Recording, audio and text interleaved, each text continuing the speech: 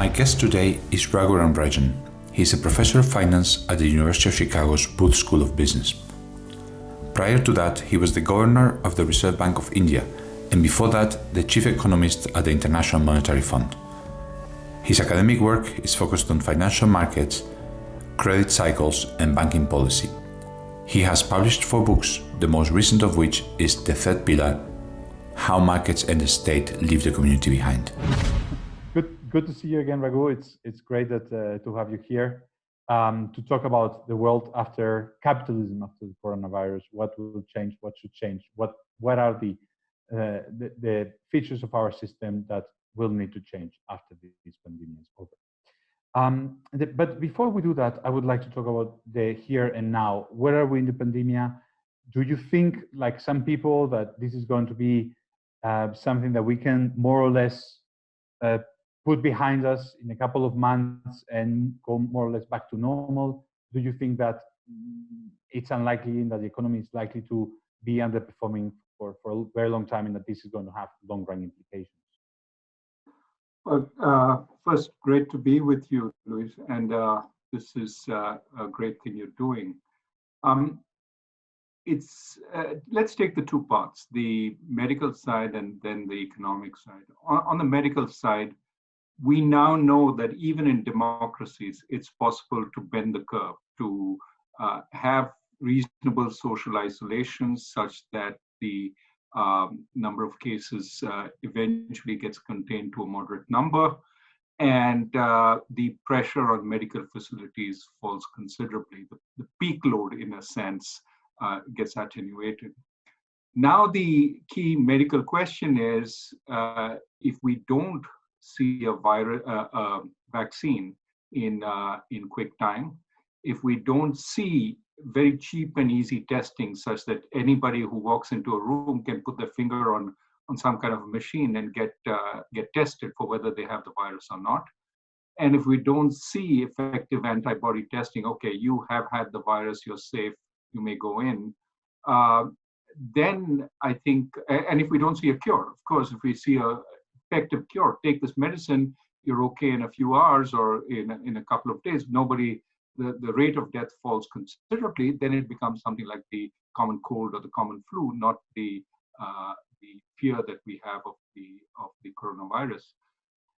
If none of these happen within the next year or so, we're going to have to go back in a very measured way. I mean, the crowded bars and the crowded discos are not going to be possible, nor are the crowded cruise ships, and not even crowded airplanes. So what is the process by which we get back through a substantial social distancing? Most people, go to office where they're spread out. If they have to be in office, and they try and work from home if they can work from home. Industrial workers have adequate spacing. Those pictures we see of Chinese workers having their lunch 6 feet apart, that will be the norm for quite some time. That means that we go back from this low level of GDP we have reached with the lockdowns to a high level of GDP, but it takes a year or more to go back to anywhere near parity with where we were. Of course, we've lost growth in the process. And it's also quite possible that a number of firms fail. Restaurants won't be able to survive this long period, many of them. Hopefully, the big firms that have a lot of human capital and social capital, which you've written a lot about, they survive into this post-pandemic period. And so the bulk of employment is still there.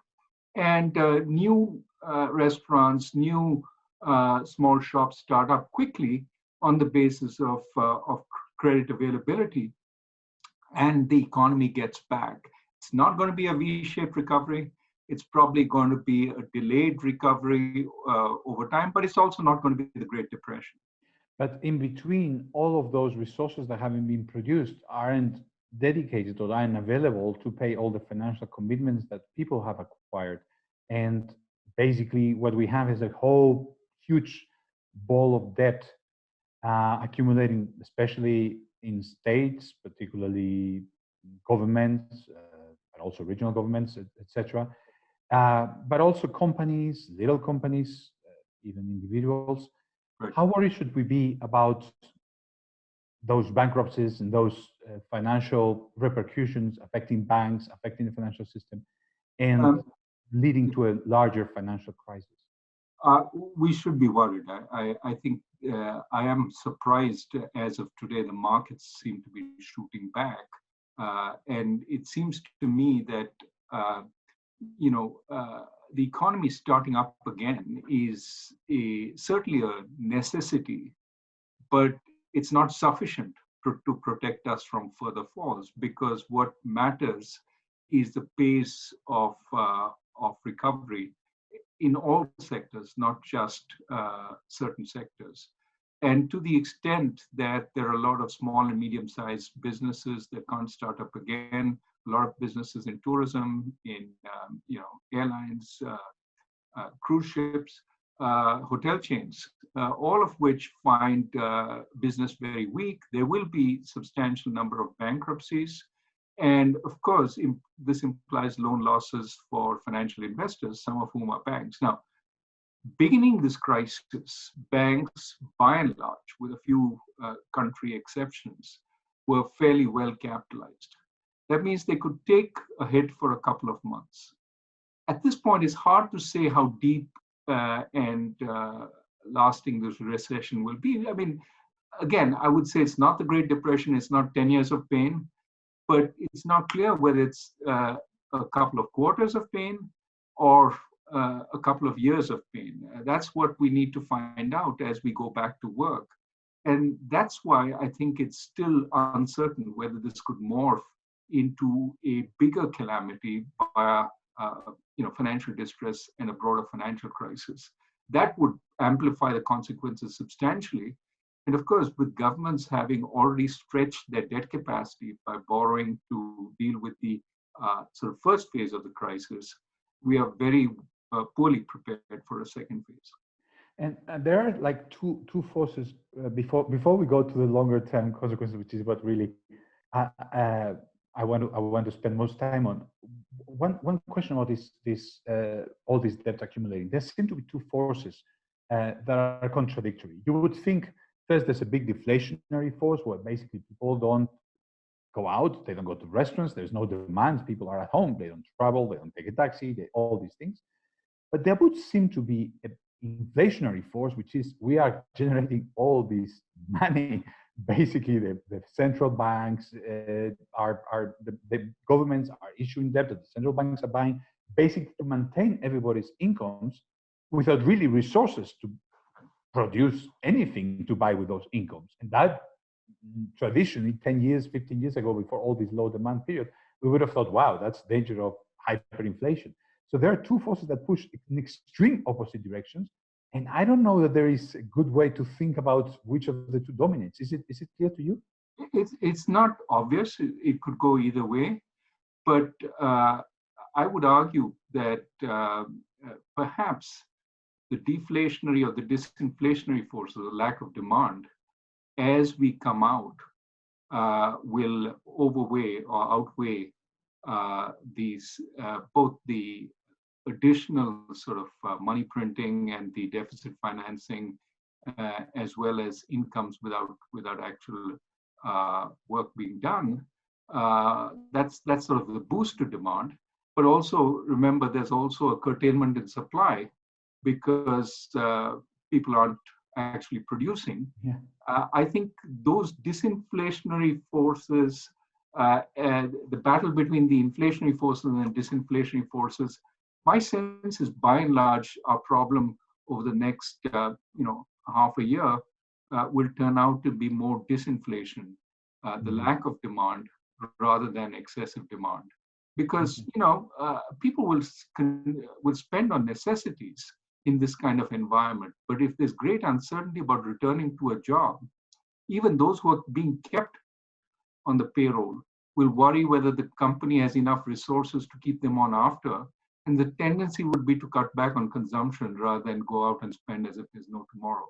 Mm-hmm. And so my sense is the forces are more likely to be disinflationary over the medium term.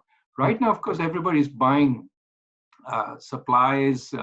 So there might be some places of inflation in consumer goods.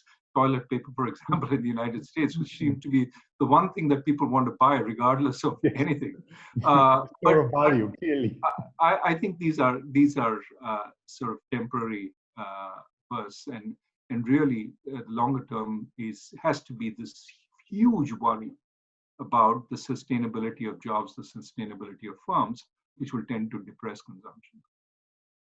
So now let's move on to some of these longer term effects of these crises and how the world is going to change. And the first obvious thing that fits with this very much with this virus, with this pandemic, the first big trend that we were seeing that fits with this pandemic is the trend towards, let's say, deglobalization or anti-globalization. People like the chief trade advisor of Trump, people like Donald Trump, would see something like this and say, you see what we were saying, you need all the value chains to be localized at home. We need to source all products at home so that we don't depend on foreign suppliers. We need to make bigger barriers and bigger borders to avoid viruses coming in. People with that outlook potentially would be reinforced, and we could see potentially an increase in walls worldwide, an increase in trade barriers and in all sorts of other barriers. Is this something that could happen? Should we be worried about it? How do you see these globalization, anti-globalization forces moving or reacting to this? I mean, it certainly is a possibility. And I think it depends very much on the leadership we have during the recovery, of which the most important person in the world will be the US president. I think the tone that is set from there essentially sets the tone in many other countries. The US pushing a particular line tends to find sympathy in a number of other countries pushing that same line and offers support to those countries. And it is quite possible if we have President Trump re-elected, that we get a more nationalistic, divisive, sort of each country within its own borders line. That is unsustainable over the medium to long term. But certainly that's a line that will fall on some years that want to listen. And there are others in the world who would espouse that line, whether it's Orban in Hungary or others across the world. There is an element, however, of the recent experience. There are a number of elements which would suggest that a leader who wants to take the opposite stand could, in fact, make a strong case. So, how did it work out for global cooperation? Or how did it work out for the fight against the pandemic, with countries fighting each other for medical supplies, for countries actually hijacking medical supplies from each other's airports, countries exercising their might is right attitude. Yes, we are the biggest, so we can get the supplies we need, and it doesn't matter. So that's one kind of behavior that might alarm people. Well, what happens next time we have a big problem? Are we going to see this? We already saw versions of it in the trade conflicts that happened before the pandemic. Might is right. And the whole idea of the post-World War order was, yes, we'll give a little bit to might, but in general, we have to have rules that bind everyone. And that broke down with the trade conflicts. It's broken down even more with the fight over medical supplies, as well as a lack of cooperation. Some countries completely left on their own, even though, they belong to unions, they belong to the larger group of nations, and very little help forthcoming at that point. So that is one thing that the globally minded will point to. The other is no country is an island. Even if you build high walls, immigration, legal or illegal, will always happen. We know that there are so many ways, borders are crossed. I mean, the whole point of believing this was a Chinese disease or a pandemic and it would stay in China was, we realized the world is too integrated for that. And before we know it, it's everywhere in the world. So you can't deal with the virus anywhere until you've dealt with it everywhere. Otherwise, it'll come back in some form or the other. Mm-hmm. And so I think this emphasizes the need for global cooperation, not just amongst the rich countries, but amongst all countries. The next phase of the virus will be developing countries and emerging markets, which haven't even got into the fight yet in a big way. And if they're not careful, what happened in Italy, in Spain, in the United States will seem mild compared to what happens there. So I think this may actually convince us that we are one planet and we cannot turn our faces away from what's happening elsewhere. And that means, again, more focus on how can we cooperate better. So that's a hopeful finish, and I appreciate that. You wrote a book called Fault Lines, in which you say fault lines. You use this metaphor, which I think is very adequate to the situation right now. You say fault lines are breaks in the Earth's surface where tectonic plates come in contact or collide. Enormous stresses build up around these fault lines. I describe the fault lines that have emerged in the global economy and explain how these fault lines affect the financial sector.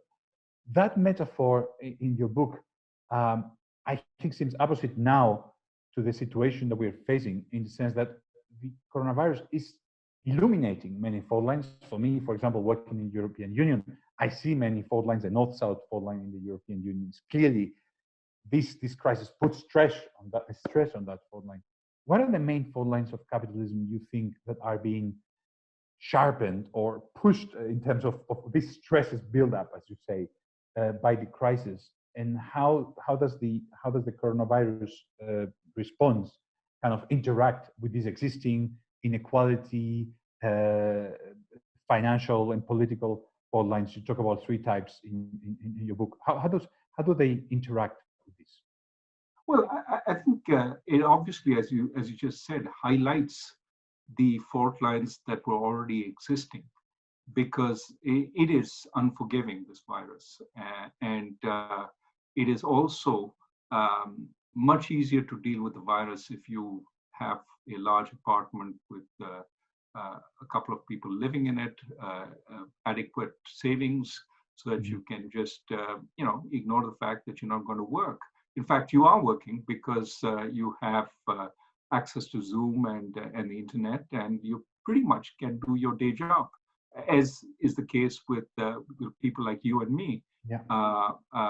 But it also highlights people who actually don't have a job, the precariat, the people who drive Uber cars or did the gig economy, who now don't have any work and don't have any savings. And it also highlights the low-income workers who still have to go to work, the nurses, the shop assistants, the delivery truck drivers. These are all people who are working even as we are sheltering in our homes and safe from the virus. They are exposed. Often this also breaks along the age divide. The elderly are safer in their homes, and the young are out there fighting doing the brunt of the work and facing the brunt of the virus. It also divides along the immigrant, non-immigrant. Native population, often, not always, is in a higher income bracket than the immigrant population. And the immigrants, it was interesting when Johnson, the British Prime Minister, after coming out, praised two nurses, one of whom was Portuguese and one was from New Zealand, and said they were instrumental in helping him recover. It suggests how much of the hard work in our economies are done by immigrants. And so it highlights that divide and speaks to the concerns about nationalism, when in fact many countries are growing old and rely on immigrant populations. It also highlights the huge fiscal mess we're in, right? We're adding, we started with this, but we're adding 20 percentage points of GDP in terms of debt, partly because debt has gone up and partly because GDP has gone down by 5-10% this year. And so in every which way, all the problems we thought were big before the financial crisis were accentuated by the financial crisis. And then for 10 years, we did very little about it. And now it's become even bigger as a result of the coronavirus crisis.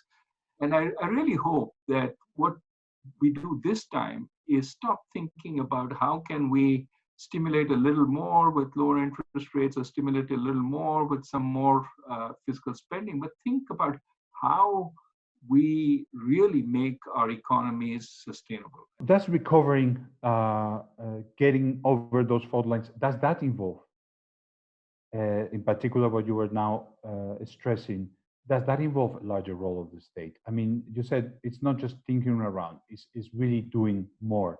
Is that doing more that we have to learn to live with a much bigger state that does much more, a bigger welfare state, a bigger amount of redistribution, more regulation? Is that part of that solution? Well, I don't know. I'd start by saying the easy answer is we have to do things much more cleverly than we've done before. Now, people automatically sort of go to, yes, we need a larger state because, of course, what this virus has highlighted is the weak safety net.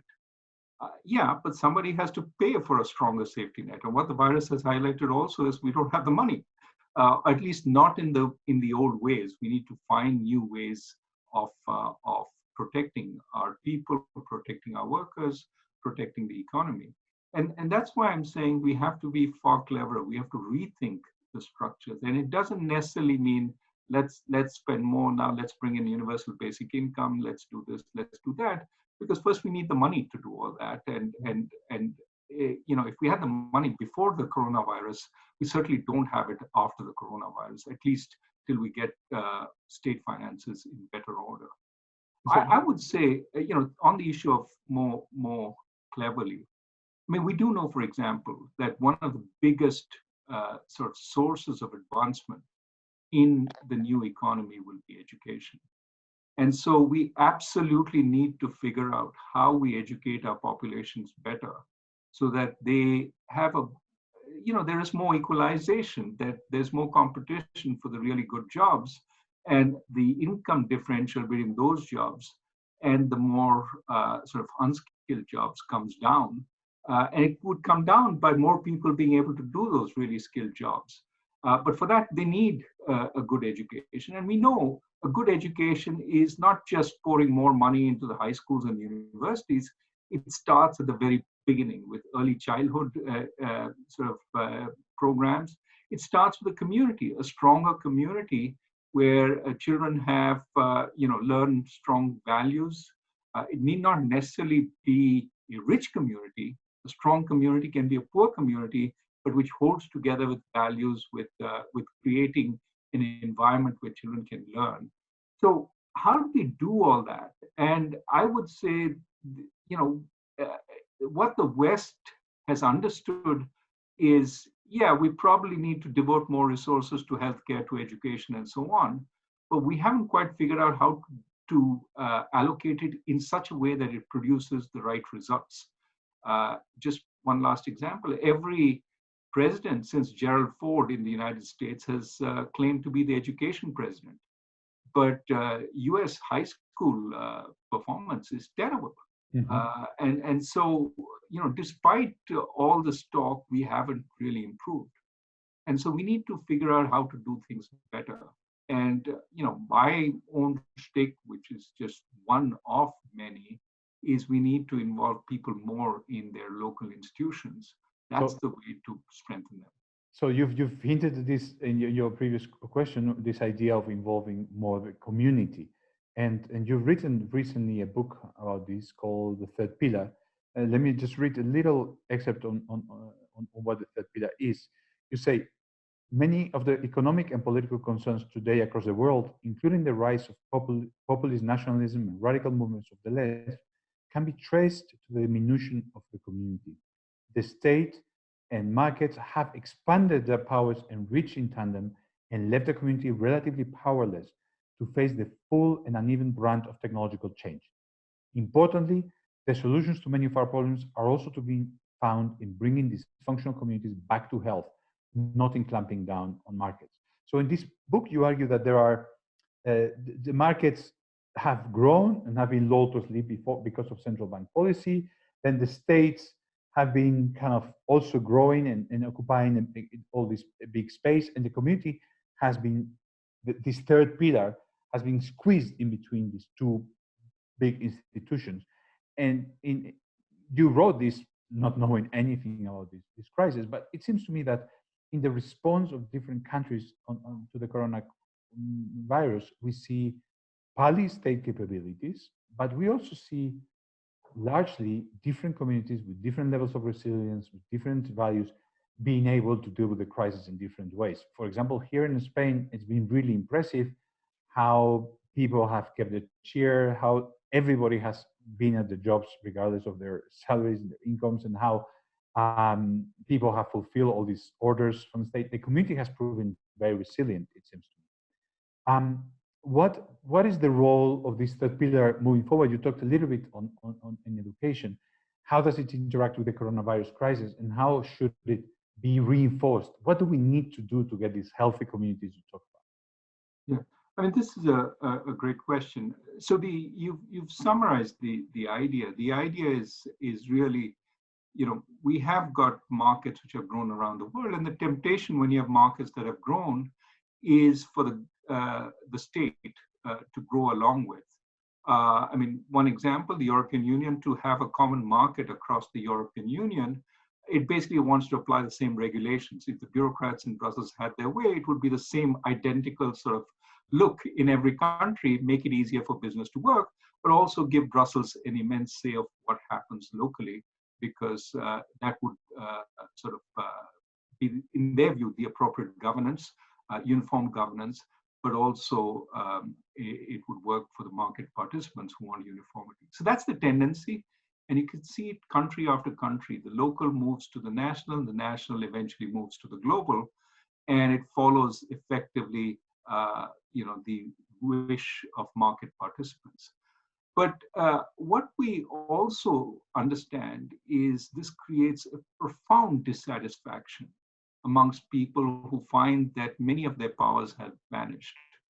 Used to be that schools used to be entirely controlled within the community in the United States. You determined what was taught, and that made parents take a lot of interest, work with the teachers, make the sort of education more appropriate for the community. It did lead to aberration. Well, some places they don't teach evolution, they teach creationism. That's the big bugbear whenever you talk about this. But that's small sometimes in the larger scheme of things. There are worse things that can be taught. What is important is there be some checks and balances on this process, but by and large, people have say. Now, as we have bureaucratized the process to put uniform standards across, there is much less ability for the local to sort of determine what is necessarily taught. And as a result, you see some people distancing themselves, the parents distancing themselves. Oh, these are professional teachers. They know what to teach. They don't want to listen to us about what is useful. We can't have a dialogue. And as a result, the local support also diminishes sometimes. Now, it differs. In poorer communities, the support is sometimes non-existent.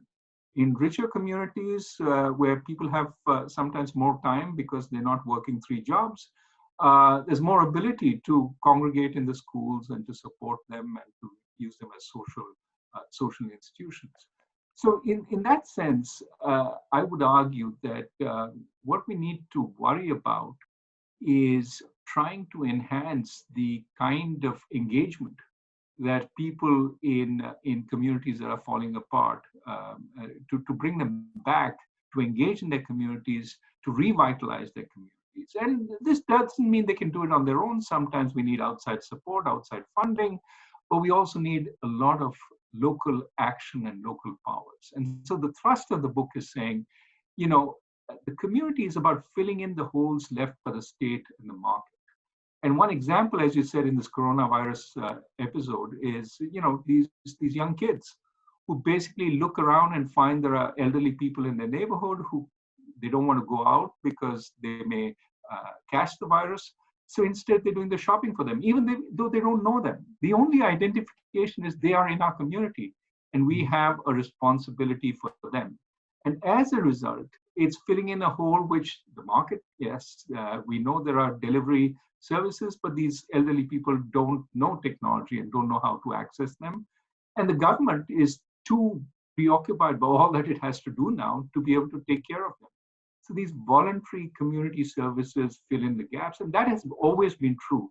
Even at this time of social distancing, the community is useful. And so what I argue is, more generally, if we are to have agency, if we have to have a sense that we are engaged in improving ourselves despite all these forces of globalization and technological change hitting us, we need to have more of a sense of agency that we can do what is in our best interest. That is what democracy is about, and that means a lot more decentralization.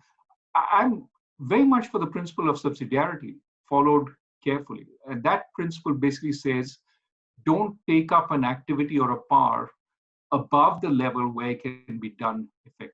So keep it at the lowest level possible.